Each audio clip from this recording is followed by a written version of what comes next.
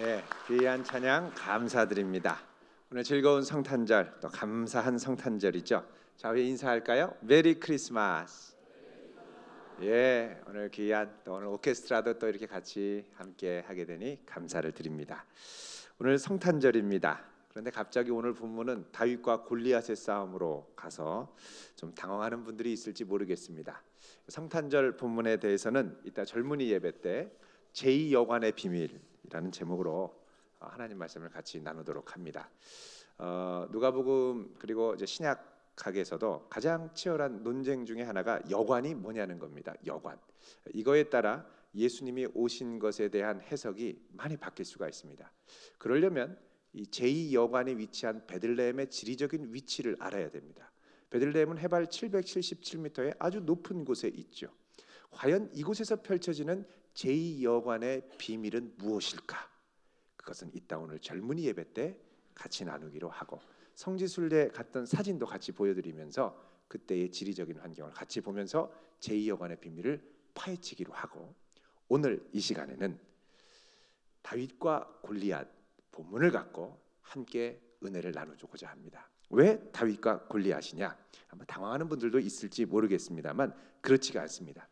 성경에서는 누차 예수님께서 이 땅에 올 때 아브라함과 그 다음에 다윗의 자손으로 예수 그리스도께서 오셨다고 말씀을 합니다. 그러면 아브라함과 다윗의 자손으로 오신다고 할 때 다윗의 자손으로 오셨다고 한 것은 과연 무슨 의미일까?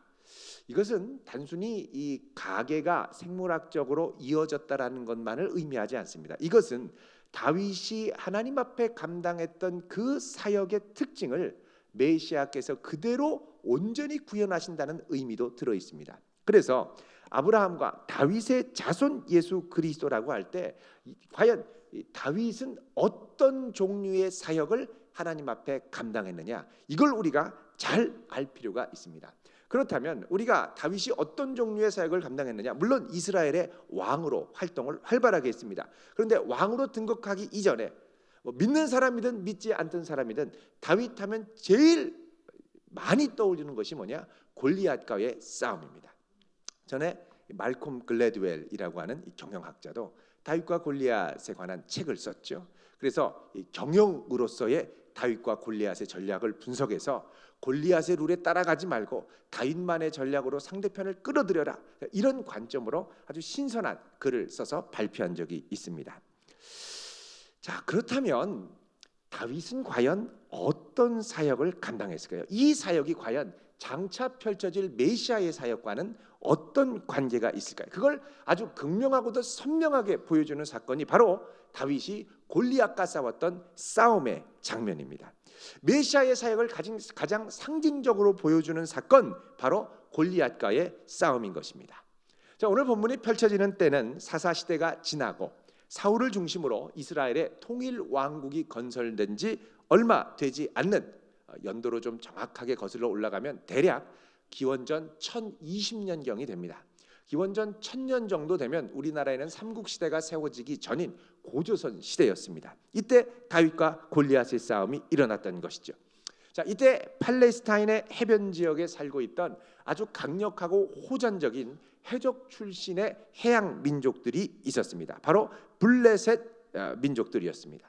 이 블레셋 민족들이 병사를 일으켜서 서서히 중앙산지에 있는, 팔레스타인 중앙산지에 있는 이스라엘 백성들을 공격하기 시작했습니다.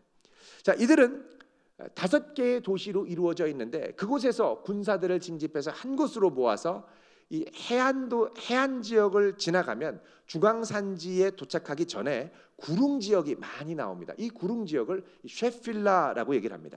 이 쉐필라 지역으로 몰려들어서 이제 중앙산지로 올라가기 바로 직전 지역, 거기에 이제 큰 골짜기, 이스라엘에 5개의 골짜기가 있는데 그 중에 한 골짜기라고 해서 아주 깊은 계곡이 아니라 아주 완만한 골짜기입니다.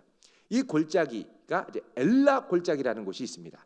이 엘라 골짜기로 모든 블레셋 군사들이 집결을 했습니다. 자, 적이 침공했다는 소식에 사울 왕을 중심으로 한 이스라엘도 군사를 모집해서 끌고 이 쉐필라 지역, 이 경계 지역으로 내려왔습니다. 그래서 엘라 골짜기에서 가운데를 중심으로 해서 서로를 마주하며 대치하고 있었습니다. 이때 사울은 이미 이스라엘을 침공했던 적군들과 크고 작은 전쟁에서 승리했던 경험이 이미 어느 정도 축적돼 있었습니다. 암몬 족속과 싸워서 크게 이겼었고, 또 아말렉과도 싸워서 이겼었고, 또 왕이 된 지 2년 만에 아주 대대적으로 침략했던 블레셋이 이미 침략을 했었습니다. 그때 아들 요나단의 도움으로 아주 기적적인 승리를 거두었던 경험이 있었습니다. 아마 사울은 이번에도 나름대로의 상당한 자신감을 갖고 이제 들어갔을 가능성이, 전쟁터에 갔을 가능성이 큽니다. 자, 그래서 전쟁을 하려고 딱 가봤더니 골짜기 반대편에서 블레셋 장수가 나와서 싸움을 거는데 상상을 초월하는 어마어마한 장수가 나타납니다.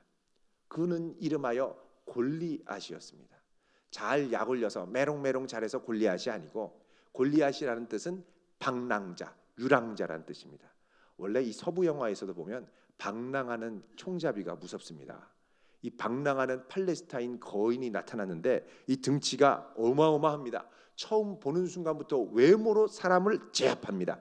자, 4절에 보면 그의 키가 얼마나 되느냐? 6규빗 한 뼘이라고 되어 있습니다. 한 규빗은 당시의 이 길이로 따지면 한 규빗은 이 팔꿈치부터 손가락 끝까지가 한 규빗입니다. 이거를 자로 재면, 집에 가서 한번 재보십시오. 보통 성인의 크기에 따라 다르지만, 신장에 따라 다르지만 40cm에서 45cm 정도가 됩니다. 그러면 6규빗이면 6, 4, 24, 적어도 2.4m에서 그리고 어떻게 되죠? 45cm니까 6, 4, 24, 6, 5, 30, 2.7m 사이, 거기에 한 뼘이 더한다고 그랬습니다. 한 뼘은 20cm. 그러니까 2.6m에서 2.7m 정도가 되는 어마어마한 장신입니다. 거기에다가 머리에는 뭘 썼냐? 노투구를 썼습니다. 그냥 투구를 썼나 보다 하지만, 여러분 전주에 가서 노그릇에 전주 비빔밥 드셔보셨죠? 노그릇이 가볍습니까? 무겁습니다. 이거를 투구로 엄청 커서 이렇게 쓰고 다니면 웬만한 사람은 목 디스크 걸립니다. 근데 이거를 쓰고 나타난 거예요. 거기에다가 이 창이 있는데, 이 창이 얼마나 날카롭겠습니까? 창 끝, 이 창자루 말고 창 끝에 금속으로 된 부분만 이 무게가 얼마나 되냐면 600세겔, 7kg입니다. 쉽게 말하면 7kg짜리 아령 나무에 매달고 싸우는 거예요. 이게 절대 쉽지가 않습니다. 그리고 온몸에는 비늘 갑옷을 입었는데 이 노수로 온몸을 적의 이 창칼로부터 보호하기 위해서 비늘로 이렇게 꼭 꿰매가지고 뒤덮었는데, 이 무게가 놋 5,000세겔로 나옵니다. 5,000세겔이면 57kg. 그러니까 쌀 3가마니를 몸에 메고 다니는 것과 마찬가지입니다. 그러니까 어마어마한 괴력이죠. 거기에 다리에는 놋 보호대를 차고 어깨에는 놋 단창을 메고 어마어마한 키에 압도적인 괴력에 각종 무기를 이 창에, 허리춤에 다 꽂고 있었습니다. 그 당시의 시대가 청동기에서 철기로 넘어가는 시대였습니다. 그래서 골리앗은 놋 무기뿐만 아니라 온갖 첨단 무기를 다 장착하고 나타난 거죠. 심지어는 자기를 위해서 방패를 들어주는 사람까지 있었습니다. 방패를 들고 공격을 하면은 방패 드는 사람이 자동으로, 자율주행 방패입니다. 왔다 갔다 자기가 다 막아주는 거예요. 자, 이런 어마어마한 무장을 하고 나타납니다. 그리고선 이 골리앗이 나와서 이스라엘의 생명을 위협하면서 싸움을 겁니다. 그런데 그가 싸움을 거는 방식이 상당히 독특합니다.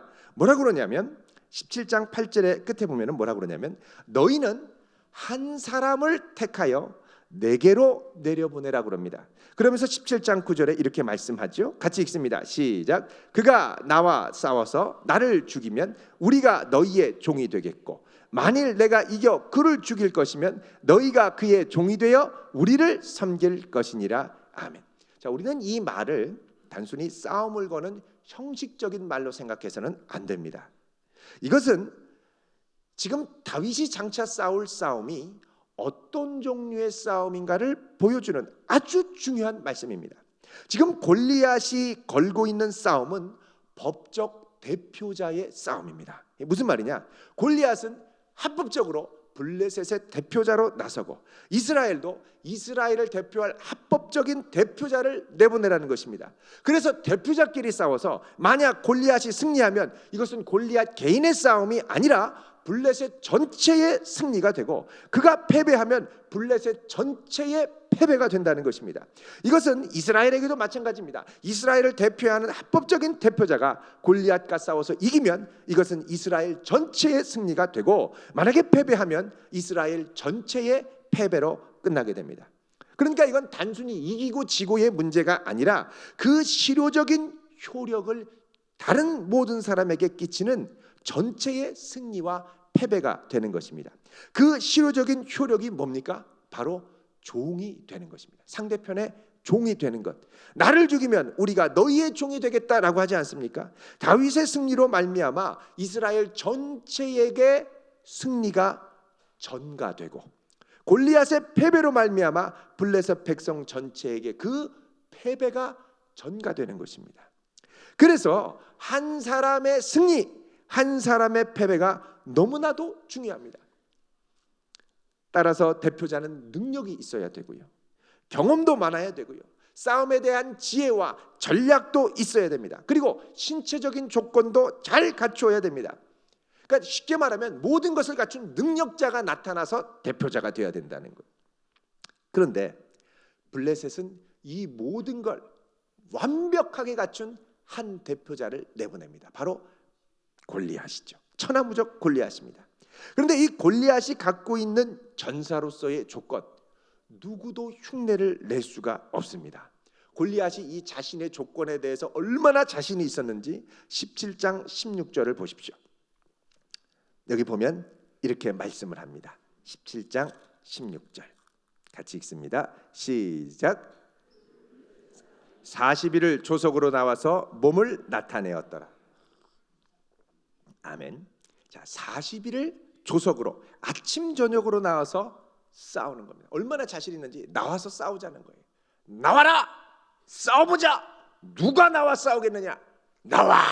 막 이러니까 이스라엘이 벌벌 떠는 거예요. 여러분, 이 말을 하루 이틀 들으면 그냥 아우 무섭네 이러고 말죠. 근데 막 산처럼 무섭게 생기고 이 노뚜껑을, 소뚜껑이 아니라 노뚜껑 같은 이 헬멧을 쓰고 이러고서 나타나서 나와 막 이러면 공포에 질립니다. 40일을 아침 저녁으로 시달리면 우리는 이걸 뭐라 그러냐? 트라우마라고 그럽니다. 골리앗 트라우마. 그러니까 나중에 한 40일쯤 되면요, 나타나서 나와만 해도 다들 으악 하고 도망가는 거예요. 그게 어디에 나오냐? 24절에 나오죠. 24절에 이렇게 보도합니다. 같이 읽습니다. 시작. 이스라엘 모든 사람이 그 사람을 보고 심히 두려워하여 그 앞에서 도망. 자, 이제 40일쯤 되니까 보기만 해도 심히 두려워서 어떻게 해요?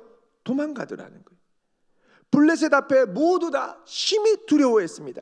누구도 감히 맞설 생각을 하지 못했습니다. 그리고 도망갔죠. 매일 40일을 나와서 싸우자고 하는데 이 시비 앞에 맞설 사람이 없습니다. 심지어는 사울 왕도 나설 생각을 못합니다. 원래 사울 왕은 사실 이 전쟁의 경험도 이미 있었고, 그리고 신체적인 조건으로 봐도 다른 사람보다 등치가 좋았습니다. 사무엘상 10장 23절에 보면 그가 백성 중에 다른 사람보다 어깨 위만큼 컸더라 이렇게 말합니다. 어깨 위만큼. 그러니까 다른 사람은 어깨보다 이게 하나 머리가 더 있는 거예요. 그만큼 등치도 좋고 외모도 준수하고 싸움도 잘 싸웠습니다.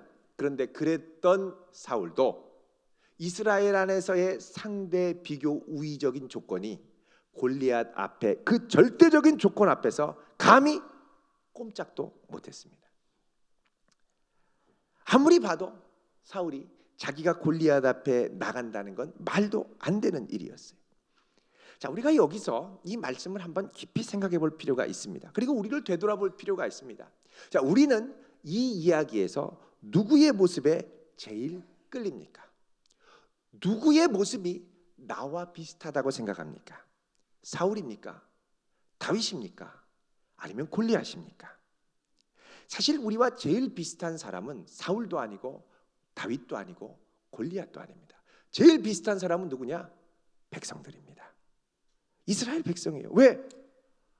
아니, 우리가 날마다 살아가는 이 매일매일의 삶 가운데 비교 우위, 절대적인 비교 우위, 막 금수저, 다이아몬드 수저, 별의별 수저를 다 갖고 나타난 사람들이 우리를 괴롭히고 공격하는데 그 앞에 우리가 속수무책인 경우가 참 많습니다.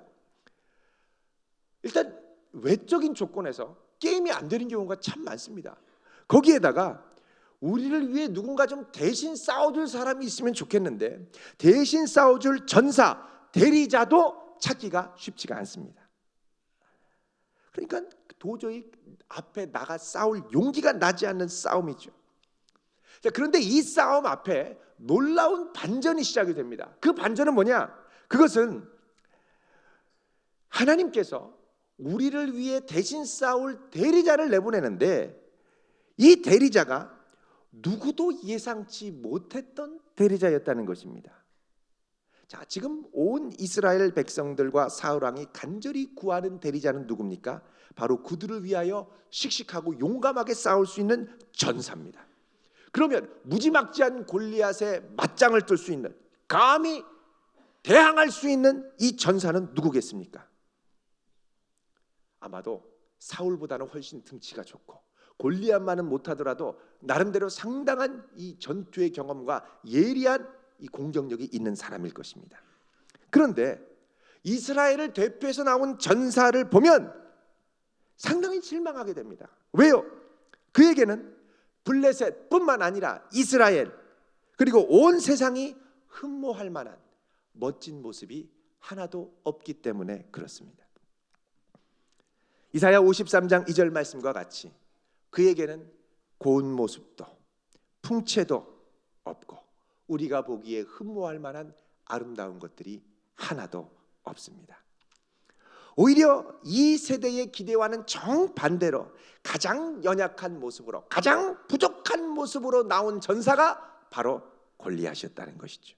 이런 모습을 사울 왕이 보니까 도저히 그림이 그려지지 않습니다. 이해가 안 가는 거예요. 어쩌자고 이런 아이가 나왔느냐? 17살에 겨우 여드름 딱지딱지 이렇게 벗어난 정도의 아이가 나왔으니 얼마나 마음이 어렵겠습니까?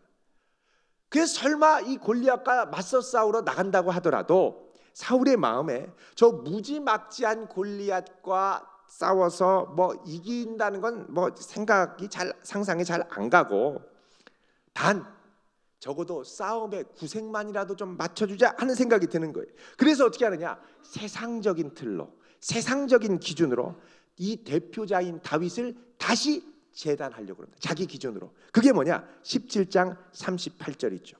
같이 읽어봅니다. 시작. 이에 사울이 자기 군복을 다윗에게 입히고 노투구를 그의 머리에 씌우고 또 그에게 갑옷을 입히매. 여러분, 군사라면, 더구나 이스라엘을 대표할 군사라면 당연히 이 군복을 입어야 됩니다. 칼도 차고 창도 차고 준비해야 되죠. 전쟁 무기를 갖춰야 됩니다. 그러나 다윗은 뭐하냐? 이 모든 전쟁 무기를 거절합니다. 안 하겠다는 거예요. 사울 왕이 입혀줬던 세상적 기준에서의 필수적인 무장들을 다 내려놓습니다. 그리고는 자기가 양을 칠 때 들었던 막대기와 물맷돌만을 갖고 골리앗에게 나아갑니다. 막대기와 물맷돌은 객관적인 기준에서 볼 때는 변변치 않은 무기였습니다만 이거는 변변치 않다 하더라도 그가 양을 치며 하나님의 능력과 살아계심을 가장 멋지고도 풍성하게 경험했던 소중한 통로였습니다.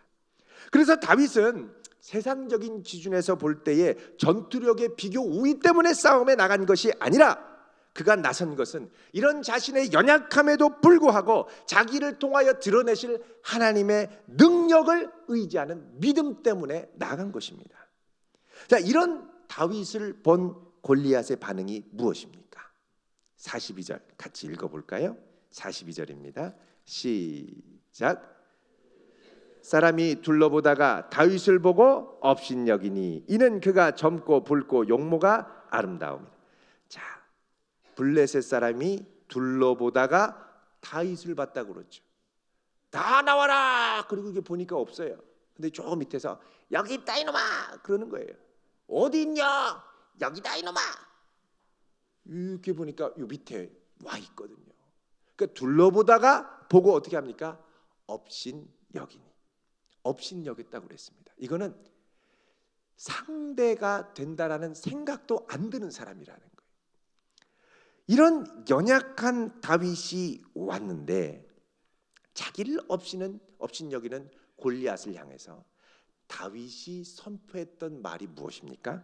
45절 읽어보겠습니다. 시작. 너는 칼과 창과 단창으로 내게 나아오거니와 나는 만군의 여호와의 이름 곧 내가 모욕하는 이스라엘 군대의 하나님의 이름으로 내게 나아가노라. 아멘.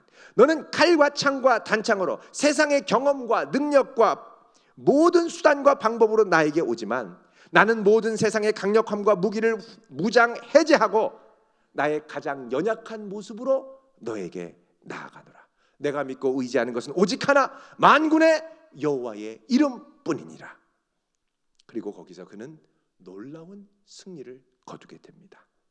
하나님께서 다윗의 연약함을 사용하셔서 아무것도 아닌 것 같은 시냇가의 돌멩이 하나로 골리앗을 쓰러뜨린 것입니다. 다윗은 이 승리로 인해서 평생 블레셋의 종으로 전락할 이스라엘의 운명을 극적으로 구해냅니다. 그리고 이스라엘은 마침내 블레셋의 원수의 종노릇하는 데서 해방되어 자유자가 되는 것입니다. 자, 이 승리가 무엇을 예표하고 있습니까? 바로 장차 오실 예수 그리스도께서 이루실 놀라운 승리를 상징적으로 보여주는 것입니다.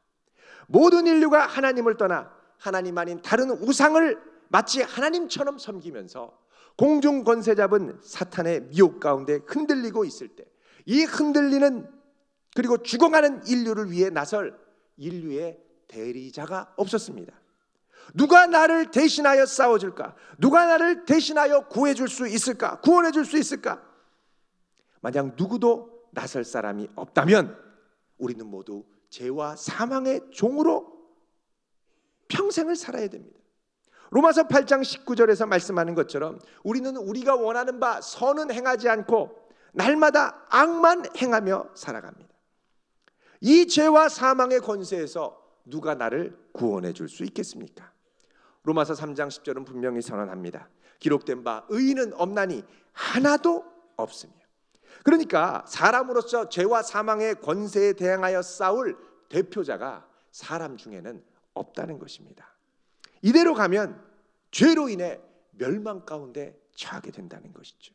그런데 바로 이때 하나님께서는 그의 아들 예수 그리스도를 우리를 위한 대속자로, 중보자로, 대리자로, 전사로 보내주셨습니다. 그는 이 세상을 구원하기 위해 칼과 창과 단창으로 오지 않으셨습니다.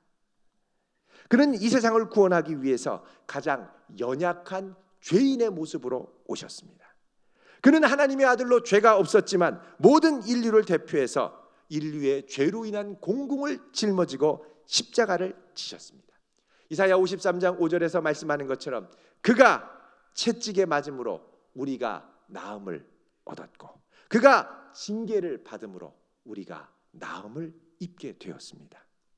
자, 다윗의 후손으로 오신 그리스도가 바로 가장 연약한 모습으로 우리를 구원하신 겁니다. 놀라운 건 이런 가장 연약하고 비참한 모습이 하나님의 구원을 드러내는 통로가 되었다는 것입니다. 그리고 그리스도의 승리로 말미암아 그분의 승리가 우리의 승리로 전가되었고 그분이 십자가에 이서 이루신 하나님의 공의가 바로 우리의 의로 전가되었습니다. 그래서 우리는 우리의 승리, 우리의 의가 아닌 예수의 승리, 예수의 의로 더 이상 죄와 사망의 종이 아닌 하나님의 자녀로 살게 된 것입니다. 어제는 크리스마스 이브이기도 했습니다만 흥남 철수 작전, 여러분 영화 국제시장에서도 나왔었죠. 맨 처음에 그 흥남 철수 작전이 성공한 지 66주년이 되는 날입니다. 6.25 때 북진했던 이 남한 군사들이 갑작스럽게 투입된 이 중공군에게 밀려서 퇴각을 하게 됐습니다. 그때 미군은 흥남항에서 철수를 하려고 준비하고 있었습니다. 이때 이 소식을 듣고 수많은 북한 지역에 살고 있던 주민들이 이 흥남항으로 몰려들었습니다. 미군은 군수 물자를 싣고 군인들과 함께 퇴각하려고 했습니다. 이때 퇴각시키려고 했던 군인들이 무려 10만 5천 명이나 됐습니다.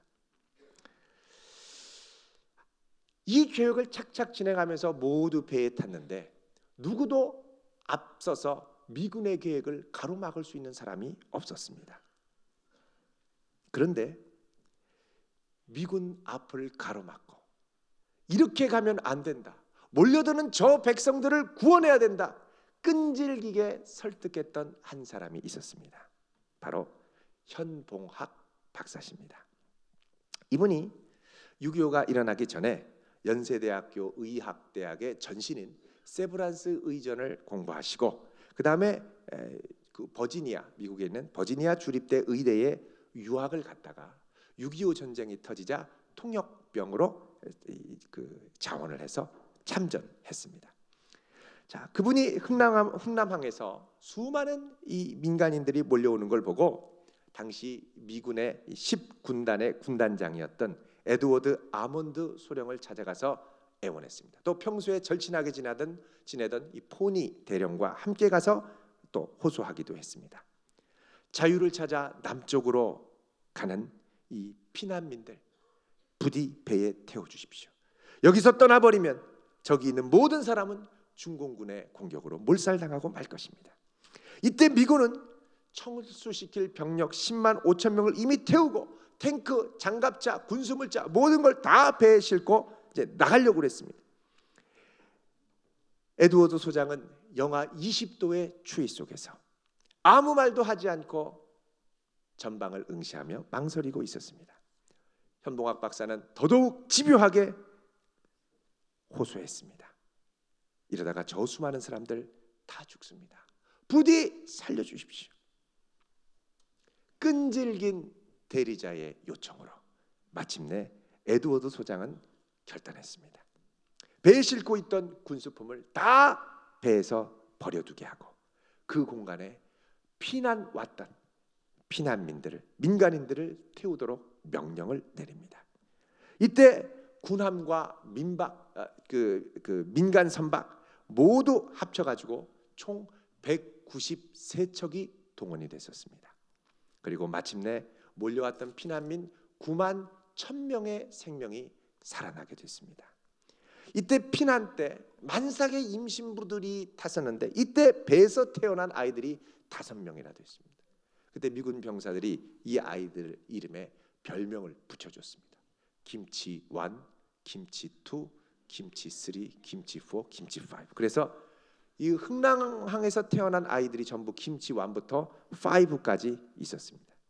자, 이 일이 일어난 지 66년 만에 1950년 12월 24일에 일어났으니까요. 66년 만에 지난 12월 19일 김치 5와 김치 1이 66세의 나이로 상봉을 했습니다. 어디서요? 세브란스 병원에서. 왜 만났을까요? 현봉학 박사께서 얼마 전에 돌아가셨는데, 소천하셨는데 그분을 기념하는 제막식이 바로 지난 19일에 세브란스에서 있었던 것입니다. 이분의 중복 대리자의 역할이 아니었으면 모두 중공군에게 끔찍한 죽음을 당했을 텐데 미군과 피난민 사이에 아름다운 중보자가 되어준 것을 기념한 것입니다. 중보자 한 사람이 이처럼 제대로 된 역할을 수행하면 그가 대표하는 수많은 사람들이 살아납니다. 어떤 중보자냐에 따라서 그 공동체의 운명이 좌우되는 것입니다. 자, 2000년 전 다윗의 자손 예수 그리스도께서 죄로 죽을 수밖에 없는 우리의 중보자가 되어주기 위해 오셨습니다. 그러나 그분은 힘과 능력으로 중보한 것이 아니라 그분의 연약함으로 인하여 중보하셨습니다. 그걸 바로 상징적으로 보여주는 것이 그분이 지신 십자가고 또 다른 하나의 사건이 뭐냐? 바로 그분이 이 땅에 오신 성탄의 사건입니다. 예수님은 사람들이 주목하지 않는 낮고 낮은 땅 베들레헴의 한 집의 마구간에서 어린 아이로 태어나셨습니다. 이 연약하고 부족한 모습이 바로 우리들을 구원하는 역설적인 능력의 근원이 된 것입니다. 성경은 이 중보자에 대해서 이렇게 말씀합니다. 마태복음 1장 21절 말씀을 보면요, 아들을 낳으리니 이름을 예수라 하라. 이는 그가 자기 백성을 그의 죄에서 구원할 자이십니다. 하나님이지만 연약한 인간의 모습을 입고 왔기에 오히려 그 연약함을 통하여 인간의 죄를 구원할 수 있는 능력이 되셨다는 것입니다. 마태복음 1장 23절에는 이렇게 말씀합니다. 보라, 처녀가 잉태하여 아들을 낳을 것이요 그 이름을 임마누엘이라 하리라 하셨으니 이를 번역한즉 하나님이 우리와 함께 계시다 함이라. 하나님이 우리와 함께 계시다, 영원토록 함께 하시는 그 역사가 예수 그리스도의 성육신을 통하여 시작되었다는 것입니다. 구유에서 태어난 사람들이 주목하지 않은 한 아이의 탄생을 통하여 장차 어마어마한 역사가 일어나게 될 것입니다. 그래서 이 소식을 누가복음 2장 10절은 뭐라 그러냐? 온 백성에게 미칠 큰 기쁨의 좋은 소식이라고 말씀합니다. 아무도 주목하지 않는 그 현장에 모든 백성에게 미칠 큰 기쁨의 좋은 소식이 감추어져 있다는 것입니다. 이런 연약하고 또 부족한 모습으로 오셨기 때문에 그분은 우리의 연약함을 아시고 우리의 고통과 괴로움을 아십니다. 아무도 모르게 힘들어하며 눈물 흘리며 괴로워하는 그 모습을 아신다는 것입니다.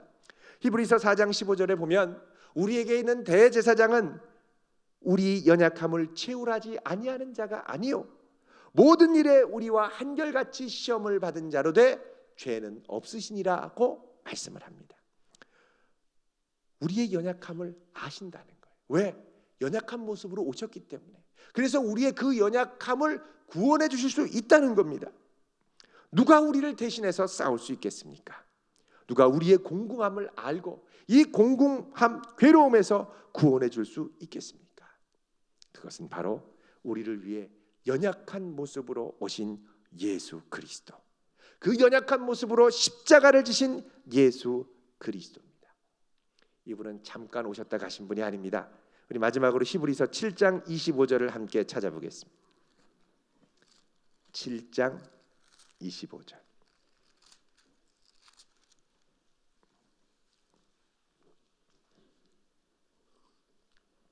신약성경 359쪽입니다.